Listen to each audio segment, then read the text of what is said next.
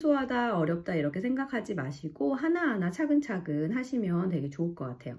일단 오늘은 이제 지역사회 보건간호의 정의 파트를 조금 다뤄볼 예정입니다.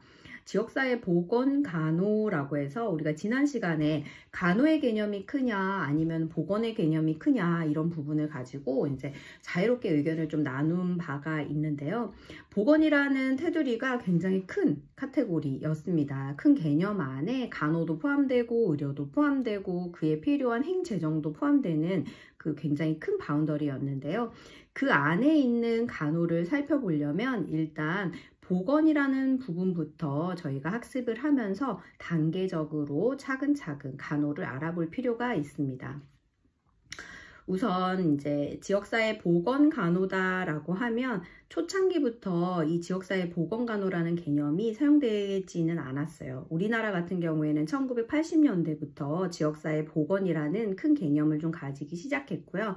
이제 처음 시작은 일단 정부 주도로 좀 이루어졌었던 그 공중보건이라는 단어에서 공중보건이 발전된 개념이 우리 지역사회 보건이 됩니다. 그래서 공중보건에서 이제 주도적으로 하게 됐었던 부분이 보건간호이었어요.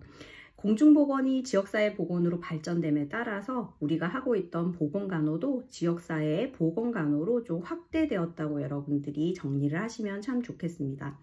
보건간호, 특히 공중보건에서 우리가 중요하게 좀 봐야 되는 부분은 정부 주도로 좀 이루어졌었던 그런 활동들이다라고 좀 정리를 해볼 수가 있어요. 기관 같은 경우에는 여러분들 흔히 어떻게 떠올릴 수 있을까요? 뭐 보건소도 떠올릴 수 있고 그리고 또 보건지소도 좀 떠올릴 수가 있는데요.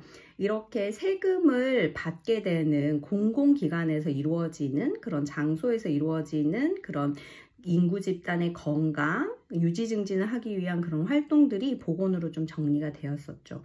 근데 현재 추세에서 우리 보건의료 기본법에서 제시하고 있는 보건의료 정의 부분을 보면 굉장히 다양한 주체가 나와요.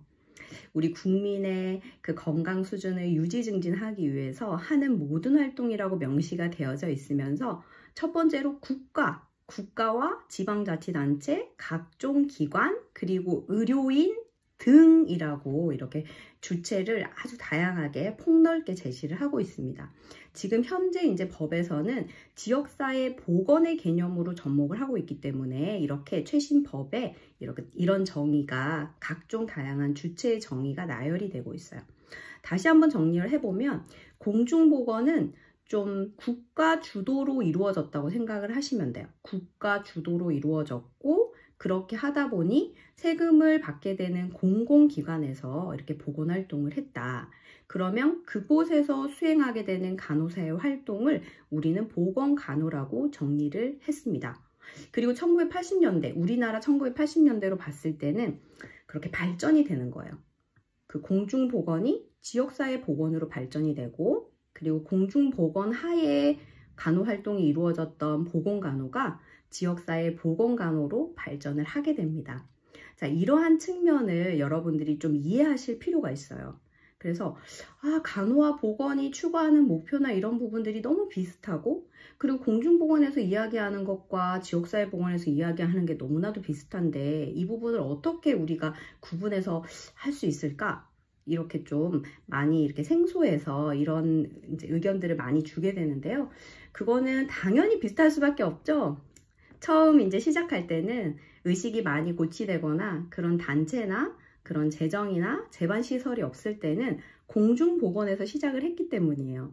정부 주도로 시작을 하다가 정부 주도가 하는 그런 활동 플러스 알파들이 막 이제 생성됐다라고 여러분들 보시면 됩니다. 그래서 공중보건이 확대된 개념이 우리 지역사회 보건이고 공중보건 안에서 수행하던 보건간호 활동이 이제 지역사회 보건간호 활동으로 확대 발전됐구나 라고 이렇게 좀 정리를 하시면 좋겠어요. 그래서 저희가 이제 채택해서 보고 있는 수문사 지역사회 보건간호학 책에는 표 1-2 부분에 보건간호와 지역사회 보건간호를 비교 설명해 놨습니다. 그래서 이 부분을 가장 기본으로 여러분들이 보시면 되고요.